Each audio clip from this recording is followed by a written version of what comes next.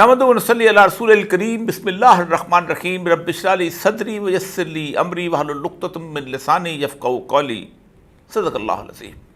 معزز خواتین حضرات، گزشتہ 2 سال کے اندر شاید ہی کوئی ایسا تکلیف دہ مرحلہ اس سے زیادہ ہو جتنا تکلیف دہ مرحلہ آج ہے جس میں آپ کے سامنے مخاطب ہوں۔ یوں لگتا ہے کہ پاکستان کے طول و عرض پر گدھوں کا قبضہ ہو چکا ہوا ہے اور پاکستان ایک مردہ لاش ہے جس میں سے بچے کچے گوشت کو وہ نوچ کر کھانا چاہتے ہیں۔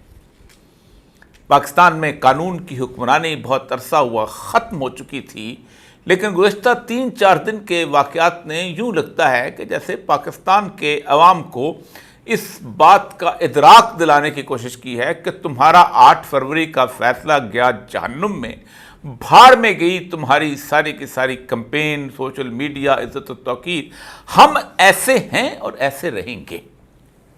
سب سے پہلے بہاول نگر کے واقعے کے اوپر آتے ہیں۔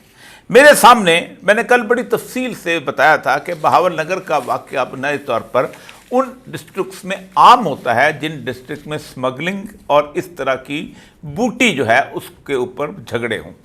عموماً جھگڑوں کی نوعیت ویسی ہی ہوتی ہے کہ اتنے گندم کے ٹرک گئے ہیں، اتنی نارکوٹکس گئی ہے، اتنا اسلحہ کا سمگلنگ ہوئی ہے، تم ہمیں بھی حصے دار بنا لو ورنہ ہم تو یہاں بیٹھے ہوئے ہیں۔ ایک زمانے میں چھوٹا سا پولیس کا اسٹیشن ہوتا تھا اور اسپیشل برانچ جو بنتی تھی وہ اس کے اوپر بھتہ لیا کرتی تھی۔ پھر اس کے بعد ہوا یہ کہ اینٹی سمگلنگ قسم کی بے شمار قسم کی آرگنائزیشنز آ گئیں اور اس کے اندر پھر ہمارے بارڈر سیکورٹی فورسز نے بھی اس کے اندر حصہ لینا شروع کیا اور یوں ان کے اوپر بھی بہت سارے چیکس اینڈ بیلنسز والے آ گئے، کوئی انٹیلیجنس رپورٹ والے آ گئے، کوئی دوسرے آ گئے، کسی نے کہا ہم تمہاری یہ رپورٹ کر لیں گے، اور یوں مل جل کے کھانے کا ایک دھندا شروع ہوا جس میں طرح طرح کی لڑائیاں ہوتی رہیں۔ لیکن کل کے واقعے کے بعد میں انتظار کر رہا تھا کہ پاکستان کے اندر پاکستان کے ہیلم آف افیئرز پہ بیٹھے ہوئے لوگ جو ہیں کم از کم اس آئین پاکستان جس کے تحت انہوں نے حلف اٹھایا ہے اور کم از کم اس ملک کے اندر نافذ قوانین جن کو CRPC کہتے ہیں یا جس کو PPC کہتے ہیں اس کے مطابق کوئی بیان لوگوں کو دیں گے۔ PPC اور CRPC کے مطابق پاکستان میں اتنا چھوٹا سا کنٹونمنٹ جو لورالائی کا بھی ہو تو اس کے اندر بھی ایک تھانہ ہوتا ہے، اور وہ تھانہ اس لیے قائم ہوتا ہے کہ یہ کنٹونمنٹ جو ہے یہ پاکستان کے اس پاکستان پینل کوڈ کے ماتحت ہے۔ یہاں اگر کوئی شخص جو ہے وہ اگر کوئی زیادتی کرتا ہے، ظلم کرتا ہے، قتل کرتا ہے، چوری کرتا ہے یا کسی کے گھر میں چوری ہوتی ہے تو وہ SHO جا کے اس کی تفتیش اور تحقیق کرتا ہے۔ کسی ملٹری پولیس کو یہ اختیار حاصل نہیں ہے کہ اگر ایک گھر کے اندر چوری ہو جائے تو وہ جا کر اس کا پرچہ درج کرے، یا کوئی شخص جو ہے وہ کسی کو قتل کر دے تو اس کا مقدمہ جو ہے ملٹری پولیس لڑتی پھرے، ایسا نہیں ہوتا۔ اسی لیے جب سے یہ قانون 1773 میں یہ قانون کی تقسیم آئی ہے اس وقت سے لے کے اور 1868 سے جتنے بھی قوانین تھے یہ قانون جو تھے اس کو نافذ کیا گیا۔ آج چونکہ 13 اپریل ہے تو مجھے آج 13 اپریل کے دوران ایک بہت ہی عجیب و غریب واقعہ یاد آ رہا ہے، اور جس کی وجہ سے لگتا یہ ہے کہ 1919 سے لے کے 2024 تک تقریباً 105 سال بعد ہم ذلت کی اس گہرائی کے اندر داخل ہو چکے ہیں کہ جس کا تصور نہیں ہو۔ 13 اپریل 1919 کو جلیانوالہ باغ کے اندر جنرل ڈائر نے گولیاں چلائیں تھیں اور 69 عوام کو قتل کر دیا تھا۔ میں وہ جلیانوالہ باغ جا کے دیکھ کے آیا ہوں، جس کی تصویروں سے لگتا یہی ہے کہ ایک طرف سے اس نے دروازہ بند کر کے اس میں لوگوں کے اوپر 69 لوگوں پر گولیاں چلائی تھیں۔ اس نے کہا کہ یہ میں ان لوگوں کو اصل میں یہ حکومت سے، سرکار سے بغاوت، ریاست کی بغاوت سے روکنا چاہ رہا تھا، جن کا اس کا عذر تسلیم نہیں کیا گیا تھا، اور جنرل ڈائر کے خلاف باقاعدہ مقدمہ قائم ہوا تھا اور ایک کمیشن بنا تھا جس نے جنرل ڈائر کو ریکمنڈ کیا تھا کہ اس کو فوری طور پر آرمی کی نوکری سے نکال دیا جائے اور اس کے ساتھ ساتھ اس کو آئندہ کسی بھی نوکری کے اندر جو ہے لینے کے سے اس کو ختم کر دیا جائے، اس کو حقدار قرار نہ دیا جائے۔ یہ بہت بڑا فیصلہ تھا، انگریز کا فیصلہ تھا۔ انگریز جہاں پر حکمرانی کرتا تھا ہمارے ساتھ اس کا کوئی تعلق نہیں تھا۔ لیکن اس سے آج کی صورتحال اگر ہم دیکھتے ہیں تو آج جو ہوا ہے، عثمان انور اس نے جو بیان دیا ہے، مجھے بڑی تکلیف ہوتی ہے اس شخص کے بارے میں گفتگو کرتے ہوئے بھی، کیونکہ اس شخص کو میں نے نوکری کو شروع سے لے کے آخر تک پروان چڑھتے چلتے پھرتے دیکھا ہے، اٹھتے بیٹھتے دیکھا ہے، اس کی نوکری کے رنگ ڈنگ دیکھے۔ دوسری طرف ISPR نے بھی بیان دیا ہے، اور دونوں نے اس کی ذمہ داری کس پہ لگائی ہے؟ سوشل میڈیا میں۔ کیا سوشل میڈیا نے کہا تھا کہ انور جٹ کے گھر میں جا کے گھسو اور انور جٹ کے گھر میں جا کے ان کی ماؤں بہنوں کی بے عزتی کرو؟ کیا سوشل میڈیا نے کہا تھا کہ انور جٹ کے جو لوگ ہیں وہ اس طرح زبردست قسم کے اپنے آپ کو سمجھیں، کیونکہ ان کا ایک بیٹا SSG میں ملازم ہے اور دوسرا بیٹا اینٹی نارکوٹکس میں ہے، کہ وہ پولیس کے لوگوں کو یرغمال بنا لیں؟ کیا سوشل میڈیا میں کسی نے ان کو کہا ایسا کرو؟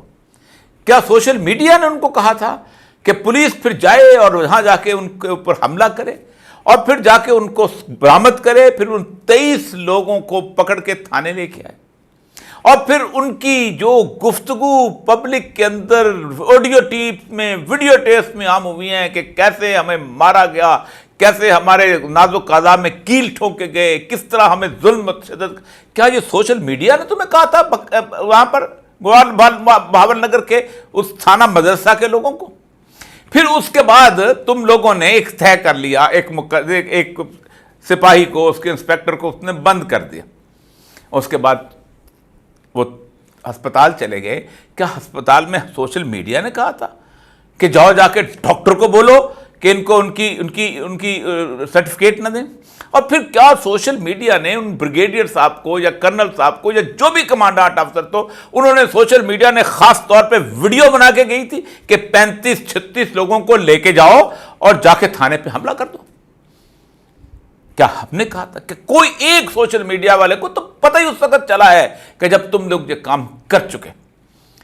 معاملہ یہ ہے کہ پاکستان کے اندر میں، زید، بکر، کوئی اور شخص، کوئی ایک عام شہری، کوئی بریگیڈیئر، کوئی جنرل، کوئی جج، کوئی چیف منسٹر، اس کی علامت جو ہے وہ ایک سپاہی ہے جو چوک میں کھڑا ہوتا ہے۔ وہ چوک میں کھڑا ہوا سپاہی بتاتا ہے یہ بریگیڈیئر صاحب کو جا رہے ہیں، وہ چوک میں کھڑا سپاہی بتاتا ہے یہ چیف جسٹس صاحب جا رہے ہیں، وہ چوک میں کھڑا بتاتا ہے یہ چیف منسٹر صاحب جا رہے ہیں۔ اس شخص کی کو تھپڑ پڑ جائے تو یہ پاکستان کے وزیر اعظم کے منہ پہ تھپڑ ہوتا ہے۔ اس شخص کی شلوار اتر جائے، اس کی پینٹ اتر جائے، اس کو ٹھڈے مارے جائیں تو یہ پاکستان کے چیف جسٹس کے منہ کے پر ہوتا ہے سب کچھ۔ یہ پاکستان کی اس مسلح افواج کے سربراہ، کیونکہ مسلح افواج آپ اپنے بندوں کو گزارتے تو ہو MP کی ڈیوٹی لگا کے آدھا گھنٹے کے اندر، لیکن جب آپ بغیر کسی اس کے اندر، جس کو عموماً کہتے ہیں میں سیویز میں جا رہا ہوں، تو یہی پولیس کا سپاہی ہوتا ہے جو ایک طرف کھڑے ہو کے آپ کی ڈیوٹی دے رہا تھا۔ دو رویا کھڑے ہوتے ہیں یہ لوگ، لوگوں کو ہٹو بچوں کے ساتھ پیچھے ہٹاتے جاتے ہیں۔ یہی لوگ ہوتے ہیں کہ جن کے بارے میں لوگ خوف سے تالا نہیں توڑتے کہ کل کو تھانہ یہاں موجود ہے، ہم تالا توڑیں گے تو پولیس آ جائے گی اور ہمیں پکڑ کے لے جائے گی۔ یہی وہ لوگ ہوتے ہیں کہ جن کی وجہ سے لوگ خوف سے ڈرے ڈرے سہمے رہتے ہیں اور عزتوں پر ہاتھ نہیں ڈالتے۔ لیکن جس وقت آپ نے یہ حرکت کی، یہ تھانہ کور کمانڈر ہاؤس سے زیادہ مقدس اور محترم ہوتا ہے، یہ تھانہ زیارت کی ریزیڈنسی سے زیادہ محترم و مقدس ہوتا ہے، کیونکہ اس تھانے کے پاس وہ اختیار ہے کہ جو اس علاقے کے 1 لاکھ یا 1.5 لاکھ لوگوں کی جان و مال کے تحفظ کا اختیار۔ باقی سب لوگ تو سرحدوں پہ دفاع کرتے ہیں، یہ تو پاکستان کے اندر کرتا ہے۔ جس طرح یہ لوگ وہاں گئے تھے، پہلی بات تو یہ ہے کہ پولیس والوں نے جو کام کیا تھا ان پہ مقدمہ درج ہو چکا تھا۔ آپ کو کس نے یہ اختیار دیا کہ آپ وہاں جائیں اور وہاں جا کے تھانے کے اوپر قبضہ کریں اور تھانے کے اوپر لوٹ مار کریں؟ آپ نے کس کو یہ راستہ دکھایا ہے؟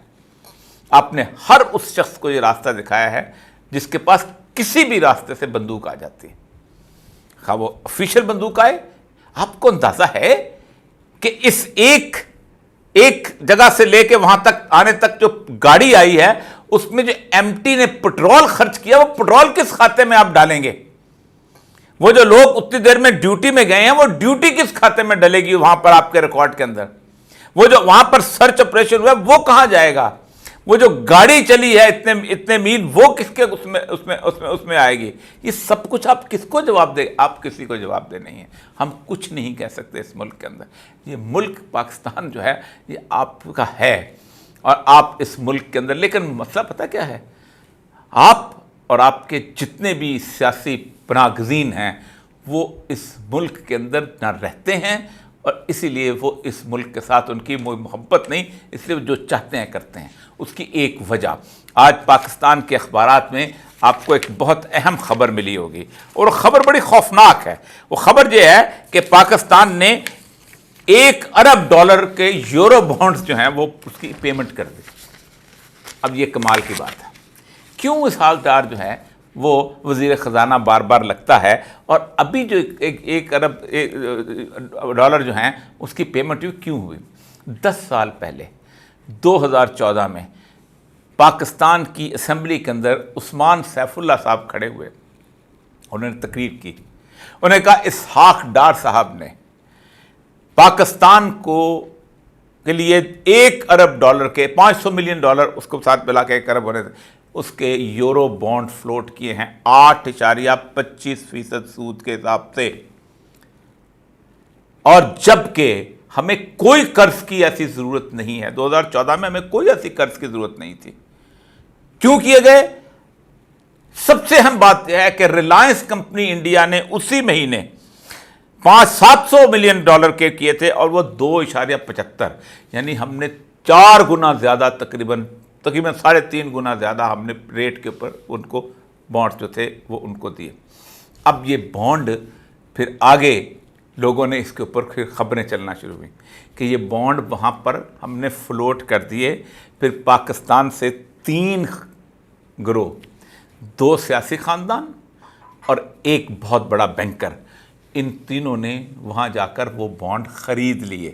یہاں سے پیسہ منی لانڈرنگ گیا، وہ بڑے لوگ لے جانے والے، ایمان علی سے لے کے اور کیا نام ہے اس کا، بڑی مشہور ایمان علی ہے میرے خیال، اور اس طرح کے بے شمار ایسے ہیں جو دبئی جاتے ہیں اور پیسہ ادھر سے ادھر کرتے ہیں، ہنڈی انہوں نے خرید لیے.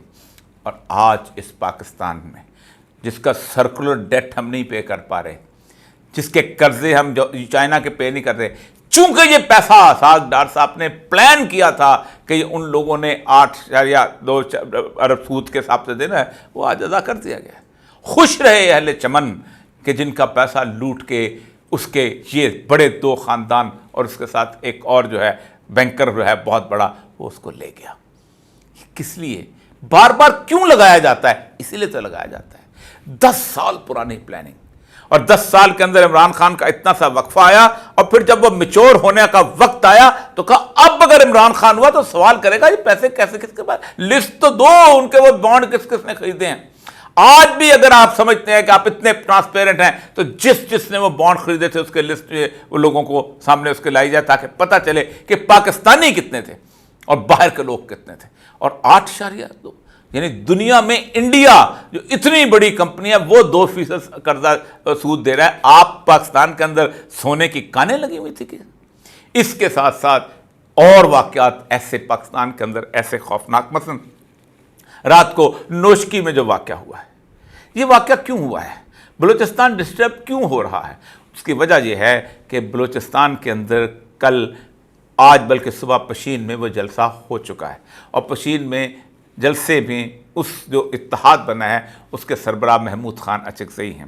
محمود خان اچکزئی صاحب کو میں بہت عرصے سے جانتا ہوں، اور پشین اور چمن یہ زمانے میں ایک ضلع ہوتا تھا، اور اس کے تقریباً ہر جگہ پہ میں نے نوکری کی ہے اور ان لوگوں کی خدمت کی ہے مختلف حوالوں سے، مختلف پوسٹوں کے اوپر رہ کر.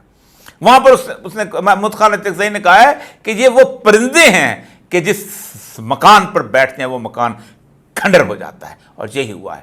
کیوں ہو رہا ہے بلوچستان ڈسٹرب؟ کیونکہ بلوچستان سے اختر مینگل کی پارٹی، محمود خان اچکزئی کی پارٹی اور اس طرح کی پارٹیاں جو ان کے ساتھ مل گئی ہیں. اب نوشکی میں جہاں یہ واقعہ ہوا ہے، یہ نوشکی کا نقشہ آپ دیکھ لیں. یہ نوشکی میں سلطان کی چڑھائی ہے جو شہر سے باہر نکلتے ہی فوراً آ جاتی ہے. یہاں بالکل سامنے پہاڑی کے اوپر ڈپٹی کمشنر صاحب کا گھر ہے. اس پہاڑی کے ساتھ ایک اور چھوٹے سے ٹیلے کے اوپر کمانڈانٹ ملیشیا کا گھر ہے جس کے پاس تقریباً 1500-1600 کی نفری تیار موجود ہوتی ہے.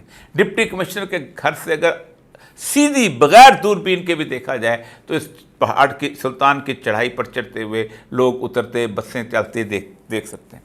دیدہ دلیری کا عالم دیکھیں کہ وہاں ایک بس سے لوگوں کو اتارا گیا ہے اور ان میں سے گجرانوالا، منڈی بہادر کے لوگ جو ایران جا رہے تھے ان کو وہاں سے نکال کے لوگوں کو لے گئے ہیں اور وہاں سے ان کو سائٹ پر لے جا کے بعد میں ان کی لاشیں جو ہیں وہ ایک چھوٹا سا نالا سا گزرتا ہے اس کے اندر پھینک دی گئی ہیں۔ کوئی اس پورے علاقے کے اندر پوچھنے والا نہیں کہ اس بالکل سامنے اتنی الرٹ فوج کے سامنے یہ ہوا کیسے اور یہ کون کرتے ہیں۔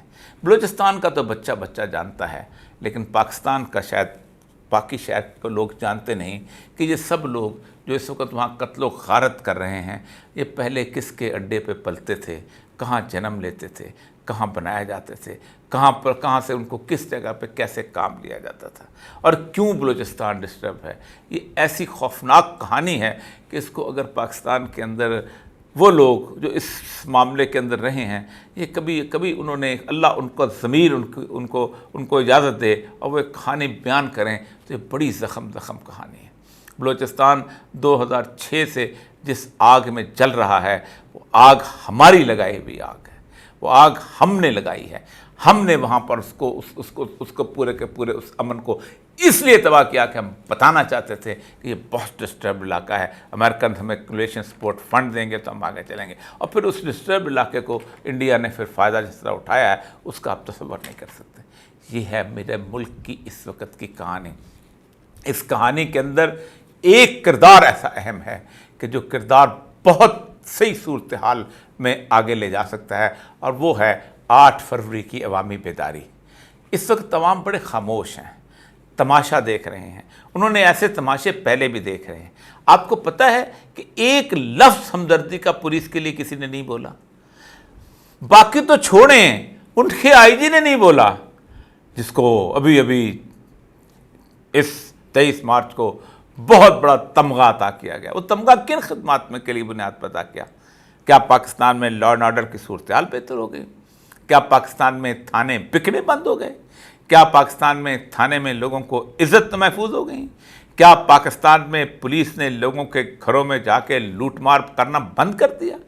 کس بات کا تمغہ آپ نے اس کو عطا کیا؟ سب کو پتہ ہے یہ تمغہ کس بات کا ہے۔ لیکن ایک بات بڑی درد دل سے کہہ رہا ہوں کہ پاکستان کی پولیس سے جب تک آپ یہ کام لیتے رہیں گے کہ یہ پولیس آپ کے کہنے کے اوپر سیاسی مخالفین کے گھروں کو لوٹے گی، سیاسی مخالفین کے بچوں کو اٹھائے گی، سیاسی مخالفین کی عورتوں کو ریپ کرے گی، سیاسی مخالفین کے اوپر جعلی مقدمے قائم کرے گی، یہ پولیس ایسے ہی رہے گی۔ یہ پولیس نہیں، یہ بدماش کے ڈیرے پر پلنے والے اور اس کے اشارے پر ناچنے والے بدماش ہوتے ہیں جو چاہیں جیسے کرتے ہیں، اور وہ لاڈلے ہوتے ہیں۔ ان لاڈلوں کو آپ نے ہاتھ تو ڈال دیا ہے، لیکن نظر آتا ہے دونوں نے کہا ہے کوئی بات نہیں، میں تمہارے زخم پھیلاتا ہوں، تم میرے زخم پھیلاؤ، میں تمہیں ٹکوریں کرتا ہوں، تم مجھے ٹکوریں کرو، میں تمہاری پرم پٹی کرتا ہوں، تم میری پرم پٹی کرو۔ یہ دونوں ساتھ ہیں، اور پاکستان کے 25 کروڑ عوام ہمارا ناشتہ ہیں، وہ مردار ہے جس کا ناشتہ کرنے کے لیے پاکستان پر گدھ مسلط ہو چکے ہیں۔ وآخر دعوانا الحمدللہ رب العالمین۔